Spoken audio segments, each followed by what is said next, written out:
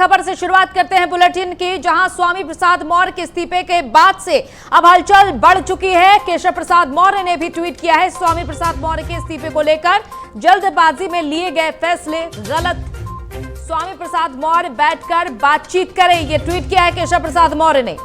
क्योंकि अभी हाल ही में स्वामी प्रसाद मौर्य ने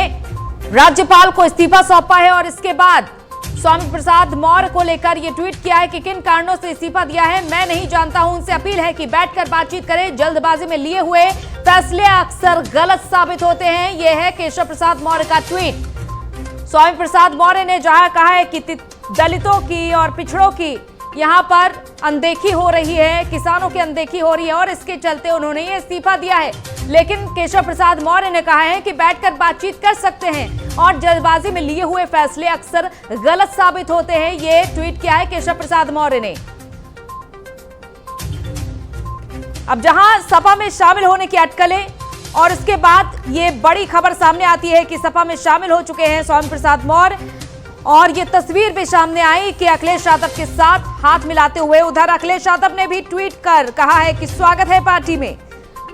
अब इसके बाद से ये देखा जा रहा है कि स्वामी प्रसाद मौर्य ने जो बात उठाई है कि दलितों का, पिछड़ों का, किसानों का, बेरोजगारों का, नौजवानों का, छोटे और लघु और मध्यम श्रेणी के व्यापारियों की घोर उपेक्षात्मक रवैये के कारण उत्तर प्रदेश के योगी मंत्रिमंडल से इस्तीफा देता हूं, इस बात में कितनी सच्चाई है? क्योंकि देखिए चुनाव की तारीखों का ऐलान हुआ और उसके बाद से अब आखिर स्वामी प्रसाद मौर्य को आखिर क्या ऐसी कमी नजर आई कि स्वामी प्रसाद मौर्य को इस्तीफा देना पड़ा? और एक बात हम ये भी बड़ी मान सकते हैं कि जहां रिपोर्ट कार्ड के आधार पर इस बार टिकट दिए जाने थे, देखिए रिपोर्ट कार्ड के लिए हर एक क्षेत्र को खंगाला गया, टीम भेजी गई और जैसा कि पडरौना विधानसभा क्षेत्र से विधायक हैं स्वामी प्रसाद मौर्य, तो ऐसे में कई आरोप ये भी लगते रहे हैं कि स्वामी प्रसाद मौर्य ने क्षेत्र के विकास में कोई अहम योगदान नहीं दिया, क्योंकि श्रम एवं सेवा योजना मंत्री के तौर पर जो पडरौना विधानसभा क्षेत्र है, यहां पर कृषि आधारित पूरा क्षेत्र है जो कि कुशीनगर की एक विधानसभा सीट है और ऐसे में ये देखा गया कि यहां पर उद्योग धंधे इतने ज्यादा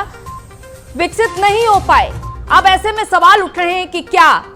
टिकट के कटने के आसार रहे जिससे स्वामी प्रसाद मौर्य नाराज हुए और उन्होंने अचानक से इस्तीफा दिया? क्योंकि एक तरफ देखिए दिल्ली में बीजेपी का ये मंथन भी जारी है कि किससे टिकट दिया जाए पहले और दूसरे चरण के लिए, तो ऐसे में कई तरह की संभावनाएं यहां पर जन्म ले रही हैं कि आखिर बात क्या रही होगी। क्या जो बात कह रहे हैं स्वामी प्रसाद मौर्य, जो ट्वीट किया है स्वामी प्रसाद मौर्य ने कि इन कारणों के चलते उन्होंने इस्तीफा दिया है, तो क्या वाकई में यही बड़े कारण हैं जिसके चलते स्वामी प्रसाद मौर्य ने इस्तीफा दिया है? क्या वाकई में उपेक्षा का शिकार हुए? क्योंकि स्वामी प्रसाद मौर्य का कहना है कि सीएम योगी आदित्यनाथ उनसे ठीक तरीके से बात भी नहीं करते थे और इधर केशव प्रसाद मौर्य ये कह रहे हैं कि हम एक बार बैठकर बातचीत कर सकते हैं, मैं नहीं जानता हूं कि उन्होंने किस कारण इस्तीफा दिया है, लेकिन जल्दबाजी में लिए हुए फैसले अक्सर गलत साबित होते हैं। तो उधर स्वामी प्रसाद मौर्य का यह कहना है कि अब पता चलेगा उनकी अहमियत क्या थी पार्टी में, एक बड़ा जनाधार अब उनके पीछे आएगा,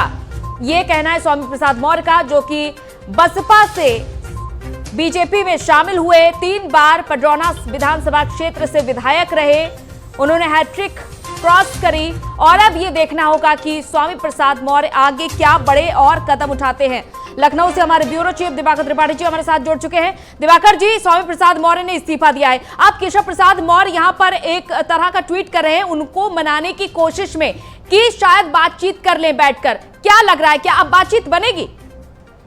अब बिल्कुल देखिए, अब बातचीत का कोई रास्ता नहीं रह गया है, क्योंकि सीधे स्वामी प्रसाद मौर्य ने ट्वीट करके और जानकारी भी दी, इस्तीफा जो अपना राज्यपाल को भेजा गया है वो भी ट्वीट में दिया गया और अखिलेश यादव ने जो ट्वीट करके उनके साथ फोटो डाल दी और साथ ही कह दिया कि स्वागत,